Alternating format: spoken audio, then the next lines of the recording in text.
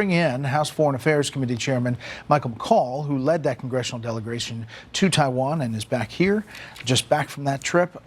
Welcome. How is, well, obviously you leave and this all transpires over the past 2 days.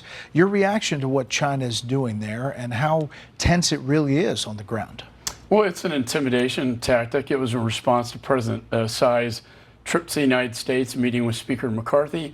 Then the delegation I led, we met with President Tsai, and once Macron left Beijing is when the buildup started around the island. They had actually 10 warships from China and about 40, up to 70 sorties. There would be 70 Chinese fighter aircraft as we departed the island. They were actually surrounding the island at that time. So, you know, it's one of the larger provocations they've done, but also sort of a saber-rattling kind of bully system, if you will, against Taiwan. So what is the feeling in Taiwan about that? I mean, we heard the foreign minister, Bloomberg has this quote from the Taiwanese foreign minister, "I wouldn't count on the partners in this area to defend Taiwan," he said. "I need to make it very clear that defending Taiwan is our own responsibility, and we have the will to defend ourselves. And what we need in this process is for the United States or other major countries to provide Taiwan with means for Taiwan to be able to defend itself." And the United States has been doing that, essentially saying, we got that as long as you provide us the stuff. Well, first of all, we haven't provided the stuff. I know. I mean, that's the problem. I signed off on these weapons 3 years ago. Bret, 22 weapon systems that have yet to go into Taiwan. Deterrence is really key here, not for war, but for peace. That's why we need the weapons there to deter an invasion by Chairman Xi. And if we don't have that, they can't adequately defend. We also need the training exercises, combat, and we met with the Japanese and South Koreans. Indo-PACOM and Hawaii got briefings on the plan, the strategy. Want to make sure our allies are there, our partners are there, or at least provide us with the forward basing that we can use in the event of a invasion, which hopefully will not happen. Well, so what's the holdup on the equipment? I mean, is Ukraine hindering the ability to get stuff to Taiwan? No, it's not that. We're putting in old equipment in Ukraine, Russian stuff in Ukraine. This is new equipment, so this is a production issue.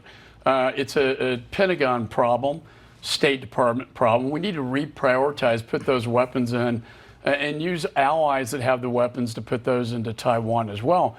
For without deterrence, you will invite aggression, and this administration has always projected weakness, not strength. I've heard you say that it's possible that China could take over Taiwan without a shot being fired if the former pro-China president is returned to power in January. So that's a real concern politically in Taiwan. Yeah, I think that's an important point, is that former President Ma of Taiwan was in China meeting with leaders of the PRC to discuss who would be their preferred candidate in the presidential election next January, less than a year from now. I think what they're going to try to do is win this without a shot fired by influencing the election and having the PRC candidate become the next president of Taiwan, not unlike what they did in Hong Kong. And Bret, after Hong Kong fell and then Ukraine got invaded by Putin and Russia, Taiwan is very nervous, and they should be. The other person who was in China was French President Macron, who emphasized that Europe must resist pressure to become America's followers. And while in China, said that the West is in decline and China is ascendant, and the relationship, he questioned the U.S. Relationship in not so many words in this Politico article, but the quotes are pretty clear. Are you surprised by that? Yeah, I was. I think he's a little bit desperate politically back home, and that's why he's doing this. He's trying to throw the United States under the bus. He is not leading. If anything, he emboldened Chairman Xi and Putin by taking this trip, particularly after President Tsai met with Speaker McCarthy and with my delegation right at the same time.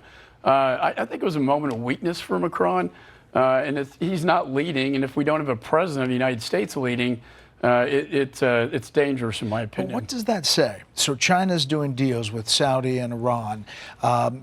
China is obviously getting close to Russia. You have the French president saying, maybe we should focus on China. I mean, is this a signal from Europe also that the U.S. is projecting weakness? Is that what you're hearing? No, I think ever since Afghanistan fell, we have projected weakness, not strength. And that's why you saw Putin invade Ukraine and Chairman Xi threatening, the Pacific. What I have found in my studies is that anytime we don't lead, the United States, our enemies and adversaries will fill the void. Anytime we don't lead, China always fills that void, whether it be Saudis in the Middle East to Eastern Europe to the Pacific.